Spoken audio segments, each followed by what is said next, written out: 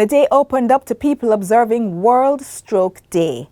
And with still a few hours left before stepping over into tomorrow, we have some highlights on this observance. We're also taking a step, or two, or maybe more, back into history as we look to close off Heritage Month. Thanks for choosing to close off your week with Jamaica Magazine. Welcome as always. I'm Audrey Williams, your guide for today's read.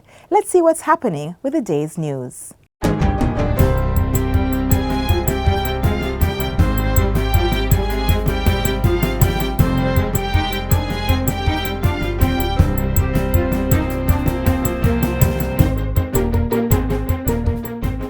Good day, I'm Stephen McHugh, and this is your JIS News for Friday, October 29, 2021. Only vaccinated persons will be allowed to attend events being hosted by public sector entities. The announcement was made by Prime Minister Andrew Holness, who charged that these events should also be held within a controlled environment with the required spacing protocol maintained. In this order, public sector entities that are putting on events must first determine the vaccination status of those who they are inviting to attend. Mr. Holness was speaking during Tuesday's sitting of the House of Representatives. He reminded the country that these public entity events are limited to a maximum of 50 persons in physical attendance. The Prime Minister advised that as a precursor to the lifting of the work-from-home order, permanent secretaries and heads of agencies must put measures in place to facilitate risk assessment and planning. The permanent secretaries are now directed that they must determine the vaccination status. Ascertain, a nicer word. After ascertaining, they will make the determination. They will find out the vaccination status of the workers in their charge. And this is to help us now plan for the endemic stage of the management of the disease. The existing work-from-home directive in the public sector remains in place until December 9. Meanwhile, the National COVID-19 Vaccination Operationalization Task Force is recommending a protocol for the vaccination or testing of certain categories of workers as part of measures to improve coverage in the country. Chairman of the task force, Professor Gordon Shirley, voiced the recommendation during a press conference held on Wednesday. We have to implement a vaccinate or test program for the healthcare workers and the nurses. We believe that the government should support the cost of testing for a few weeks, after which the healthcare workers will have to assume the costs for doing it themselves. Professor Shirley says similar measures should be taken for those engaged in the education sector. But he says this should be preceded by a robust education program aimed at addressing vaccine hesitancy and obtaining the buy-in of workers. Arguing that vaccine hesitancy among various essential groups is having a negative impact on the inoculation program, he's urging frontline workers to follow the example of the JDF, which has achieved over 90% vaccination.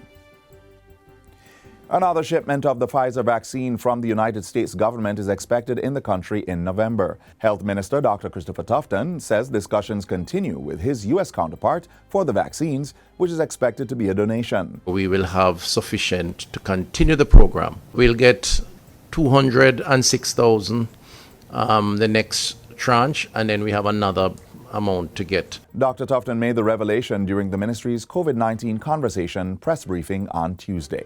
He says approximately 240,000 children ages 12 to 18 years are scheduled to be vaccinated. Once the cohort of children vaccination program is completed, consideration will be made to include other categories of persons. The United States-based Frontier Airlines has announced plans to increase the number of weekly flights to Jamaica beginning November 1. International sales manager Alfredo Gonzalez tells JIS News that 3 new gateways will be added to the existing slate. This will bring the total number of locations providing scheduled service into Montego Bay to 4. The flights will originate from Atlanta, Georgia on November 1, Orlando, Florida on November 2, and Newark, New Jersey on December 17. Currently, Frontier flies between Miami, Florida to Montego Bay, which commenced in May. Mr. Gonzalez says Jamaica continues to be a destination of choice. Hence, a decision was made based on the need identified. After 2 very difficult years in the travel industry, the need to connect people, to bring people back from the U.S. back to Jamaica, the people from Jamaica to go back to the U.S. Meanwhile, Acting Deputy Director of Tourism Peter Mullings welcomes Frontier's announcement, saying the confidence displayed in brand Jamaica is encouraging as the industry looks toward the post-pandemic era. The forecasting of these flights is good, and the pacing of these flights is extremely good. So we are very confident that we will have a good season coming up. And finally, government is seeking investors in the United Arab Emirates, UAE, to further develop the Port Royal cruise port in Kingston. Tourism Minister Edmund Bartlett has met with DP World, a major multinational logistics company based in the UAE, on the matter. The meeting also discussed the development of a logistics hub, a Vernam Field, multimodal transport and aerotropolis, as well as other infrastructural investments. Mr. Bartlett says the meetings have been very fruitful and executives of DP World are to continue these discussions soon with the Port Authority of Jamaica and the Ministry of Economic Growth and Job Creation. DP World specializes in cargo logistics, maritime services, port terminal operations, and free trade zones. While in the UAE, Minister Bartlett and his team will also meet with representatives of the country's tourism authority. Those meetings are to discuss collaboration on tourism investments from the region, Middle East tourism initiatives, and gateway access for North Africa and Asia, as well as facilitating airlift. From the UAE, Minister Bartlett will head to Saudi Arabia, where he will speak at the 5th anniversary of the Future Investment Initiative. The minister will return to the island on Saturday, November 6. And that's it for JIS News Today. I'm Stephen McHugh. Thanks for watching.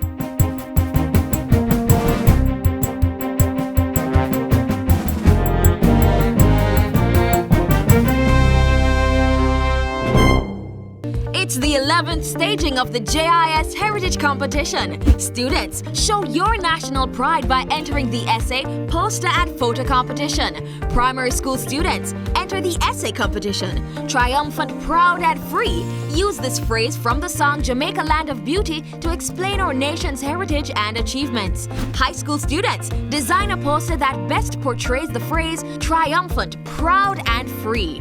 And university students, capture a photo that depicts the phrase triumphant, proud and free. Haven't sent in your entries yet? There's still time. The competition has been extended to November 7. Visit jis.gov.jm for guidelines. Triumphant, proud and free. The JIS Heritage Competition 2021. Communication is an important tool for spreading culture, and in Jamaica, the mail industry's boom has played a big role in that. Over the decades, the Royal Mail served to increase the speed and distance of local communication. Today, we journey back in time via the Royal Mail van to give you a piece of that history. It's an outdated practice for many, and a much slower process when compared to the speed at which technology moves today. But its efforts in revolutionizing communication is certain, especially with key players at its helm helping to shape the industry. Sure, today you may prefer to hear news from your relative overseas through an email or catch up with your friends over a phone call. But in times past, these technologies seemed unattainable and postal services a need. It is believed by some researchers that the first credible claim for the development of a real postal system comes from ancient Persia, while others date the service back to Egypt. Whatever the case, through varied stages of development, the postal industry kept the lines of communication open across the world.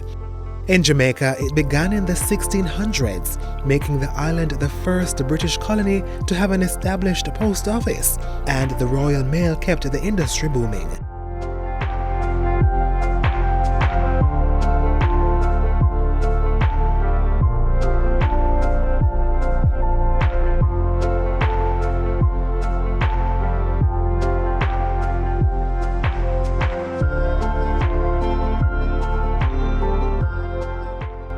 The Royal Mail, which started in the 1960s in Jamaica, quickly became one of the primary modes of transporting mails to and from post offices across the island.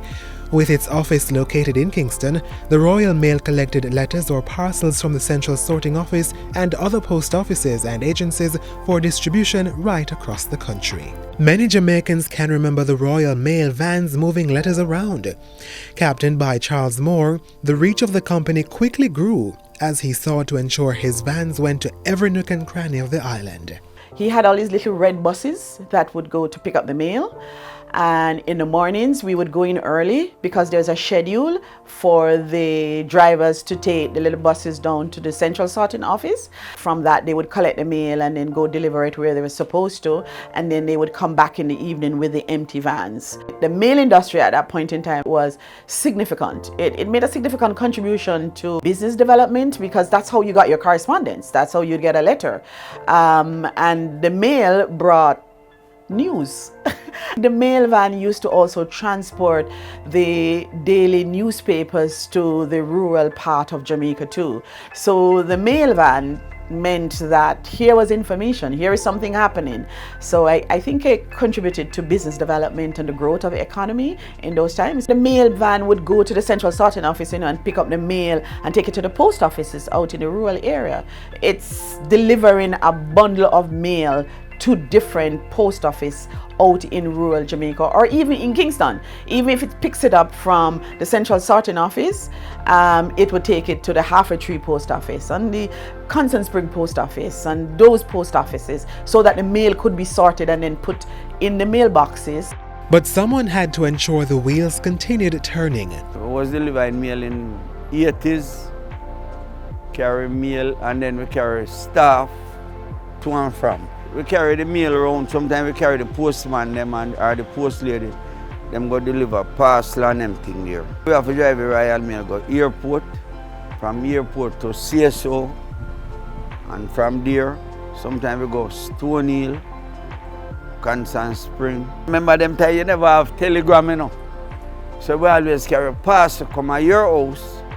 We carry a register slip come, and then we carry the parcel and you either pay or you go down on the post office suite or something. Some red mailbox, them used to drop mail in there, and then we go there with the postman and clear them at evening time. After we clear the box, like 10 boxes at evening time, then we go CSO and with the postman and them finish. You know?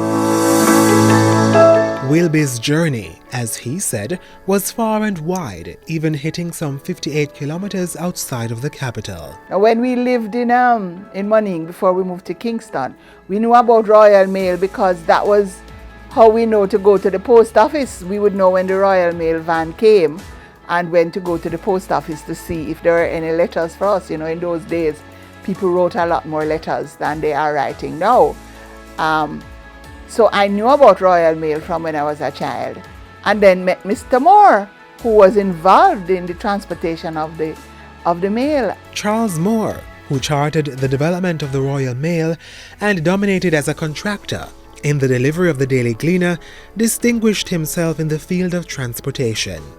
He was driven by a commitment to create access and opportunity for every Jamaican, which proved to be the rationale behind his choice of vehicle. You depended on the mail because you didn't have Wi-Fi. You either got a letter or you get a telegram. And he was instrumental in ensuring that people got their letters. And so the Royal Mail was all over the country. Anybody who grew up in the period in the 60s and 70s and early 80s would remember the red vans with Royal Mail. Growing up in country, in rural Jamaica, we knew the schedule of the mail van, and we knew when the mail van was going to come, and therefore when we needed to run out to Monig to see if there was any mail. And you could, you know, the Jamaican expression, you could put your pot on fire and know that the mail van was coming. And while those red vans are no longer in operation, they have played a key role in connecting people to each other and expanding Jamaica's mailing industry.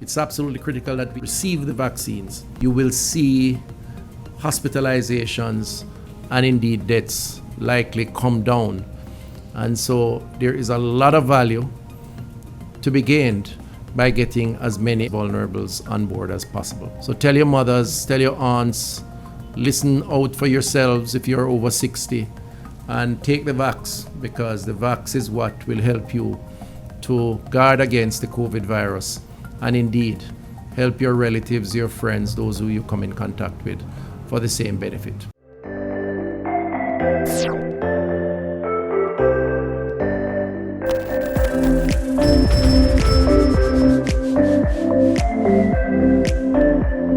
Things like diabetes, high blood pressure, and tobacco smoking can cause a stroke, which means that one of our first responses should be taking note of what goes into our bodies. Well, here's a little help with that.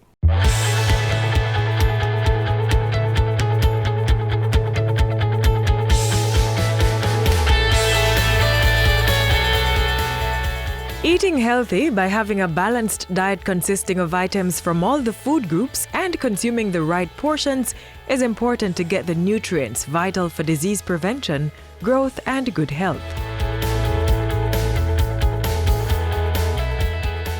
Essential nutrients are building blocks for the cells that make up the body, from bone to muscle, skin, and hair. One of the most critical ones is protein, which is made up of different amino acids, some of which the body can make on its own. We need a variety of proteins to function properly, many of which can only come from the foods we eat. Meats, fish, and eggs are essential sources from animals, while plant sources include beans, nuts, and some grains. How much protein you need daily depends on a variety of factors, including how active you are and your age. Carbohydrates are the main nutrients for fueling the body's energy needs, especially our central nervous system and brain. They help protect against diseases, but some carbohydrates are healthier than others. Some healthy sources include your fresh produce, such as yam, banana, breadfruit, and tubers, as well as whole grains, fiber-rich vegetables, and fruits. Less healthy sources include refined grains and products with added sugar. Fats often get a bad rap, but it's important to know that healthy fats are essential to our body's function. Fats aid in vitamin and mineral absorption, blood clotting, building cells, and muscle movement. Fats are high in calories, which is a measure of energy from foods, but the World Health Organization recommends keeping daily calorie intake from fat at under 30%. Including healthy fats, which are the unsaturated fats in your diet, can help balance blood sugar, decrease the risk of heart disease and type 2 diabetes, and improve brain function. Healthy fats are also powerful anti-inflammatories and can lower the risk for arthritis, cancer, and Alzheimer's disease. Some of the well-known unsaturated fats are the omega-3 and omega-6 fatty acids. Sources of these healthy fats include fish, seeds, nuts, and vegetable oils, olive, avocado, and flax seeds. Trans fats are to be avoided, and we should also limit our intake of saturated fats, of which the main sources are animal-based and include butter, cheese, red meat, and ice cream.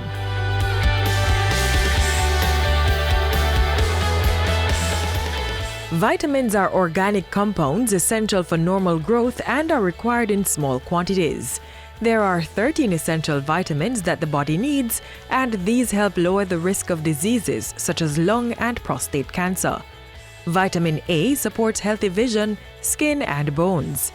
Powerful antioxidants like vitamin C boost the immune system and helps the body heal. Eating a varied and well-balanced diet of fruits and vegetables should supply the body with the required vitamins. Minerals are also important nutrients needed for building strong bones and teeth. They help with regulating our body's metabolism and keeping us properly hydrated. The mineral calcium strengthens bones and teeth and helps with nerve signal transmission. It also helps to maintain healthy blood pressure and with muscle contraction and relaxation. Iron supports red blood cells and hormone creation, while the mineral zinc boosts the immune system and wound healing. The body also needs water, which improves brain function and mood, and acts as a shock absorber and lubricant in the body. Water also flushes our toxins, carries nutrients to cells, hydrates the body, and prevents constipation. Even mild dehydration can make us feel tired and impair concentration and physical performance. In addition to drinking water, we can hydrate ourselves by eating fruits and vegetables such as spinach and watermelon. Start treating your body right. As you grab your next meal, make sure you're getting all the nutrients needed in their right proportion.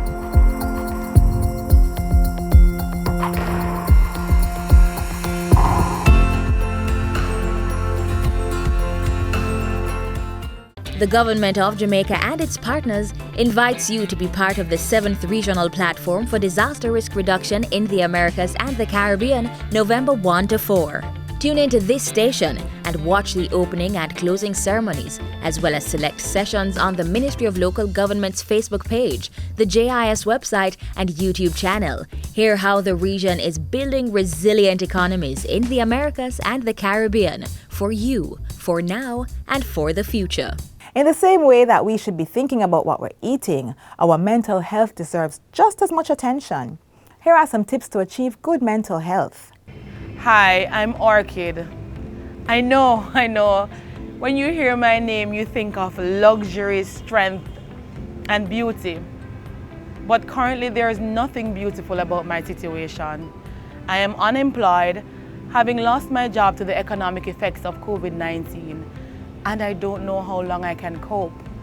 Plus, I've struggled with mental illness in the past. There are so many thoughts flying through my head during the days, and at nights, others keep me up.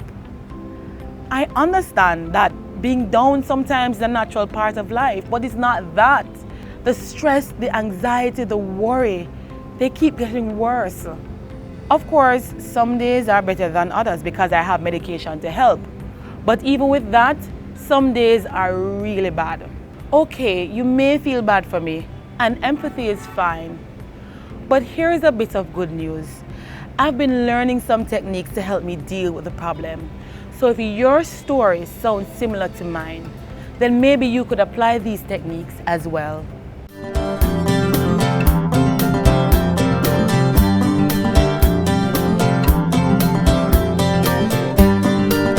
There is a direct correlation between what you eat and how you feel, and some foods have an enduring impact on your mental health. How do you feel after drinking a cup of coffee? Or how do your children react after having sugary drinks? You get my point, right? So if you're struggling with mental illness, now may be the time to start eating a healthy and balanced diet. Here's what we're adding: various fruits and vegetables, and lots of it where possible. Our whole grain bread and cereals are a good addition to the mix. So too are nuts, seeds, dairy products and proteins in the right proportion, and lots of water. Never forget that any diet that's good for your physical health is just as good for your mental health. If alcohol is in your glass too often, then it might be a contributor to your mental illness. The truth is that while many of us drink alcohol to change our mood or to deal with things like worry or abandonment, the effect is quite fleeting. Alcohol withdrawal is real, and there's nothing good about it, because when that drink wears off, you'll only feel worse. And of course, there's the damage too much alcohol does to your body. Occasional light drinking is okay and enjoyable for a lot of people. Just remember, everything in moderation. And just like alcohol, smoking or using drugs provides a short-lived high. And after that, then what? Cigarette and drugs don't solve the problems associated with mental illness. They only mask and eventually worsen them. Here's another link between body and mind: exercising. When we exercise, the activities release endorphins that improve our mood and provide a relaxed sensation throughout the mind and body. Regular exercise can improve your self-esteem and help you concentrate. all while keeping the brain and other organs healthy. And get this, exercising doesn't have to just be about going to the gym or doing sporting activities. It can be as simple as a walk, anything that keeps your mind active. Sleep and good mental health are good friends. When you get enough sleep, it is easier to cope with stress, solve some problems, concentrate, and even think positively. While many doctors recommend 8 hours of sleeping, your body will tell you how much you need. You'll know you're getting enough when you do not feel so sleepy or extremely tired during the day. I get that sometimes we have a lot to do, and it is easy to think that we can get more done if we can cut back on our sleep time. But get this, it becomes harder to get things done when we do not get enough sleep. If things are getting too much for you and it's becoming hard to cope, then ask for help. Your family or friends may be able to offer a listening ear or even practical solutions. You could even consider joining a support group or find a counselor to help you deal with your feelings. It's important to know that there are effective treatments for mental illness, and people who get proper care can recover and learn to cope and experience fulfilling lives.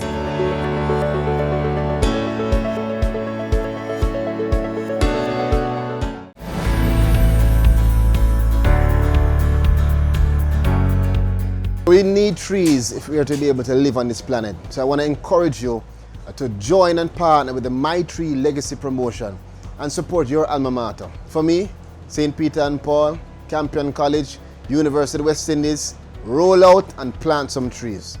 Register your alma mater for the Forestry Department's My Tree Legacy Promotion and be a part of the preservation of Jamaica, land we love.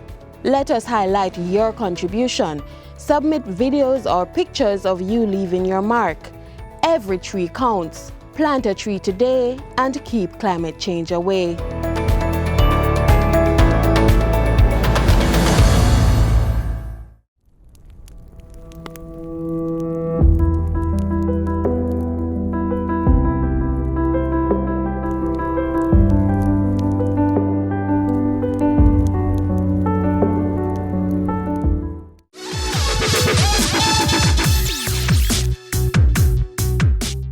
Caught us from the beginning, you would have heard that this is World Stroke Day.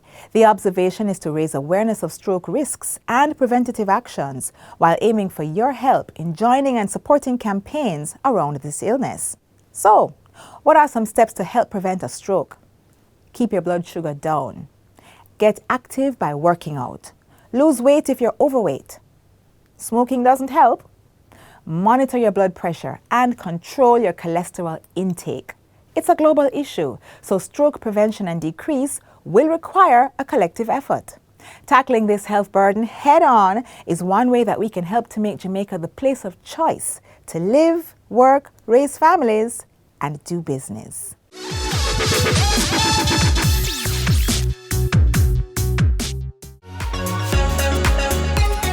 This Sunday on Get the Facts. So we have seen an increase in persons involved in tech-enabled businesses, for instance.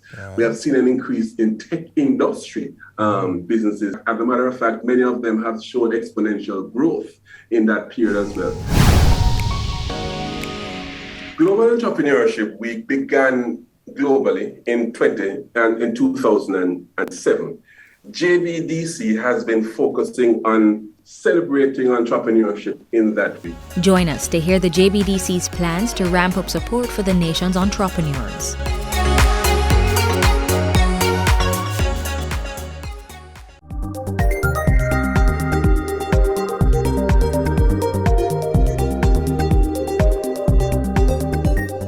We're on the final page for today's show. But as the Jamaica Magazine team continues working to bring you a new read tomorrow, how about rewatching today's show?